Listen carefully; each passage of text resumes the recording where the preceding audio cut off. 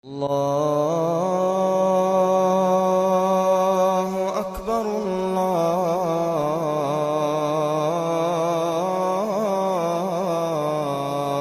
Akbar.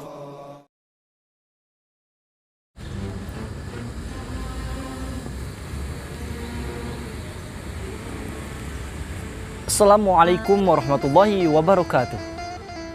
Alhamdulillahirrabbilalamin. Pada kesempatan kali ini saya akan membicarakan atau menyampaikan sejarah tentang Masjidil Haram.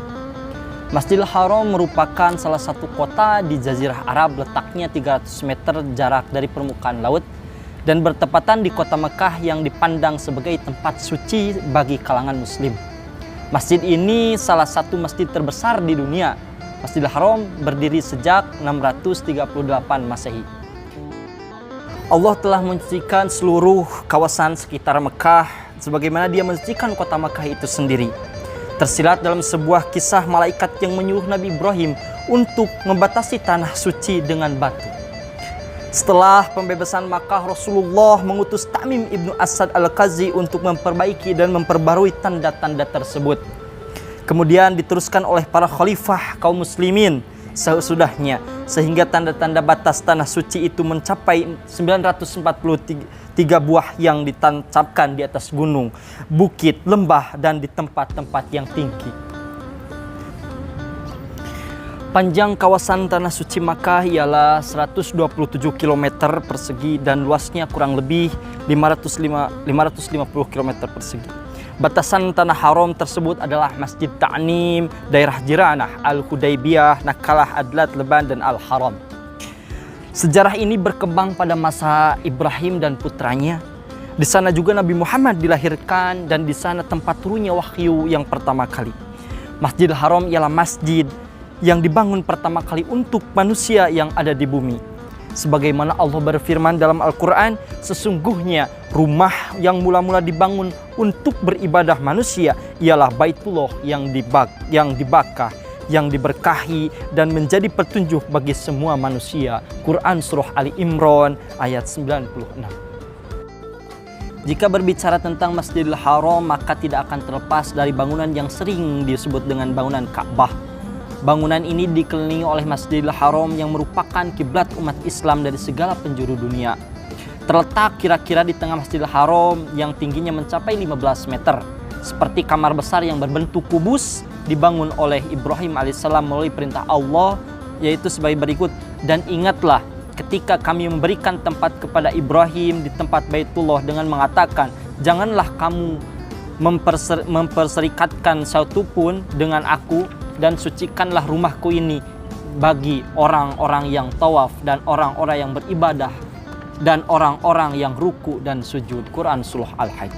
Wahab bin Muhanahib berkata, Ka'bah dibangun oleh Nabi Ibrahim alaihissalam, kemudian Amalikoh, kemudian Juhrum, kemudian Qusay bin Kilab dan kabilah Quraisy. Mereka orang Quraisy membangun Ka'bah dengan begitu rame-ramenya. Kemudian orang-orang Quraisy itu berselisih ketika mau menempelkan batu Hajar Aswad. Ketika dua kabilah tersebut berselisih, maka mereka mengeluarkan beberapa argumen. Mereka mengatakan bahwa siapa yang pertama kali masuk ke Masjidil Haram atau ke Ka'bah itu, maka dia yang harus meletakkan batu Hajar Aswad tersebut. Maka ketika pada saat itu Allah mengutus Nabi Muhammad untuk orang pertama masuk ke Masjidil Haram tersebut. Lalu ditunjuklah beliau. Pada saat itu beliau tidak banyak berpikir, kemudian beliau langsung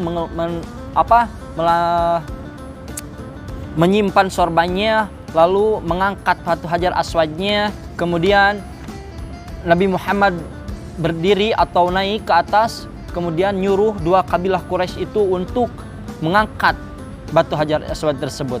Kemudian diangkatlah oleh dua kabilah tersebut, kemudian diletakkanlah oleh Rasulullah SAW. Begitu cerdasnya, begitu cerdiknya, begitu pintarnya Rasulullah SAW. Kemudian setelah Rasulullah wafat, pembangunan dan perluasan Masjidil Haram dilanjutkan oleh para kafilah dari mulai Khulafaur Rasyidin, kafilah Bani Umayyah, kafilah Bani Abbasiyah, kafilah Utsmaniyah, hingga sekarang pada masa kepemimpinan Raja Salman bin Abdul Aziz. Kemudian Berikut keistimewaan Masjidil Haram bagi umat muslim. Yang pertama, saf salatnya yang melingkar hanya berada di Masjidil Haram. Salat yang safnya itu melingkar, tidak sejajar. Kemudian masjid dengan desain yang segi empat. Masjid yang didesain dengan segi empat kayaknya hanya berada di Masjidil Haram. Kemudian masjid yang begitu luas. Luasnya itu sampai 550 km persegi dan menampung 2 juta umat Islam, kurang lebihnya seperti itu ketika ada pelaksanaan ibadah haji. Kemudian memiliki 4 lantai, kemudian menara yang begitu banyak. Keberadaan Masjidil Haram sangat diperhitungkan dalam Islam. Selain sebagai kiblat atau arah solat, masjid ini juga menjadi tempat berkumpulnya manusia dari segala penjuru dunia ketika melaksanakan ibadah haji dan umroh. Mungkin sekilas sejarah perkembangan Masjidil Haram dan perkembangan Ka'bah dari saya. Dicukupkan sekian. Billahi taufiq wal hidayah. Wassalamualaikum warahmatullahi wabarakatuh.